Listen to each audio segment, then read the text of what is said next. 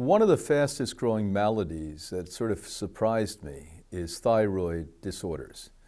Hyperthyroidism, fast hypothyroidism, Hashimoto disease, Graves' disease. It is a plague among women at all ages now.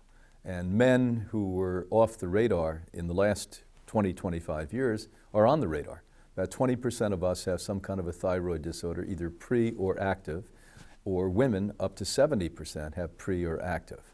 Now, the underlying problem here is long-term selenium and iodine deficiencies. And where that comes from is, number one, people don't eat real food, and number two, even if you eat real food and it's organic, unless the organic farmer adds selenium and iodine to the soil, it's highly unlikely that you get it. So this is where supplementation comes in. It has to be organic forms of these minerals, ionic forms of these minerals, and for prevention of these thyroid problems, that's important. Once you contract a thyroid problem, ironically, the thing that would have prevented it can acerbate it, can aggravate it. So you can't walk into the normal health store and buy large molecule structure iodine and take it and expect it to help. It could actually create a crisis for people.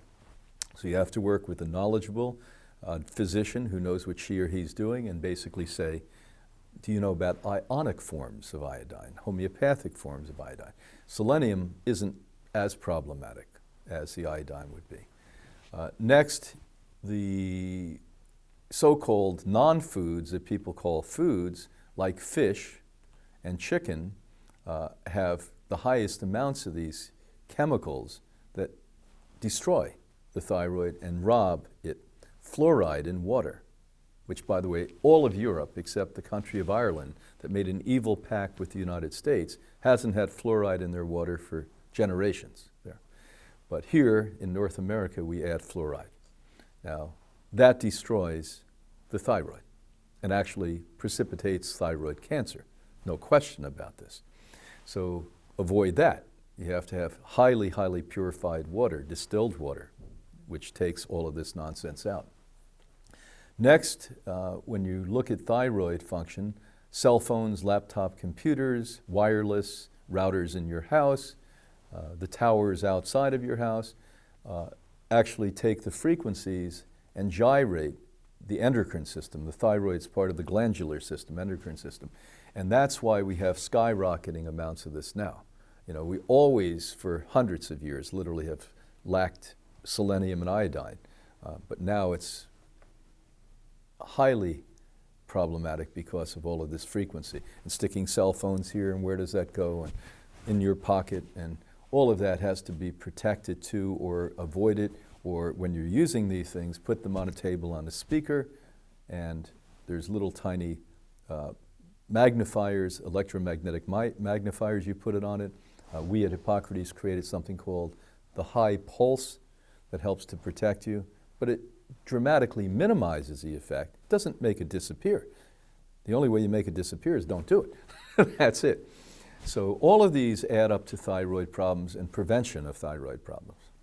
I base my opinion on everything from lots and lots of experience. And I don't want to toot my own horn, but most people that I know in the natural health field are authorities who see very few people or see no people at all. They maybe for a stent did work and they've left that behind. Now they write books and they lecture, etc. Every single day, I sit in my office counseling people. We have thousands of people, thousands and thousands of people who've come through Hippocrates since 1956. And we do clinical research on them. We don't publish it, but we do clinical research. We do blood tests at the beginning, blood tests at the end, and for the rest of their life for free, they send back and our medical team answers them. So we collect data. So our in-house team understands what we're doing, the effect of it, etc. Number two, what has been pleasurable for me is over the time I've had the privilege to do my work is that there's lots and lots and lots and lots of good science on supporting what we do. And we aren't scientists who do research on a daily basis. That's not our role.